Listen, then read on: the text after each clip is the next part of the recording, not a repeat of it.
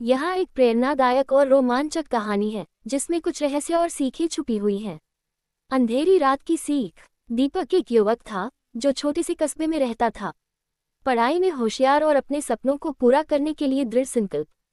उसका सपना था कि वह बड़ा इंजीनियर बने और अपनी माँ को गरीबी से निकाल सके। उसका परिवार छोटा था, बस उसकी माँ और वह। पिता का साया बचपन में ही उठ गया था। दीपक ने पढ़ाई के लिए शहर जाने का फैसला किया।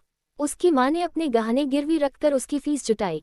ये दीपक के लिए एक जिम्मेदारी बन गई कि वह अपनी माँ को निराश न करे। शहर पहुंचकर दीपक ने हॉस्टल में रहकर दिन रात पढ़ाई की। एक दिन उसने सुना कि उसकी यूनिवर्सिटी के नज़दीक एक पुराना और सुनसान पुस्तकालय है, जहां रात को जाने की हिम्मत कोई नहीं करता। लोग कहते थे कि वहां अजीबोगरीब घटनाएं होती हैं। दीपक ने उन अफवाहों को नज़रअंदाज कर दिया। एक रात जब यूनिवर्सिटी की लाइब्रेरी बंद हो गई और उसे पढ़ाई के लिए साइलेंस की जरूरत महसूस हुई, तो उसने उसी पुराने पुस्तकालय का रुख किया। वह एक टॉर्च और अपनी किताबें लेकर पहुंचा।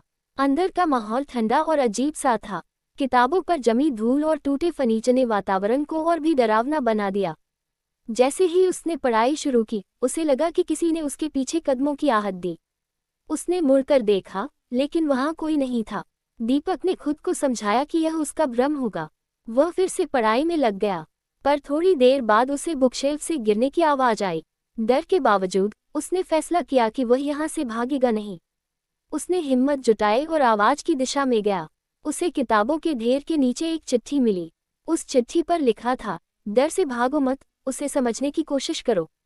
दीपक ने सोचा कि यह किसी और का लिखा हुआ हो सकता है, लेकिन यह वाक्य उसके दिल में घर कर गया।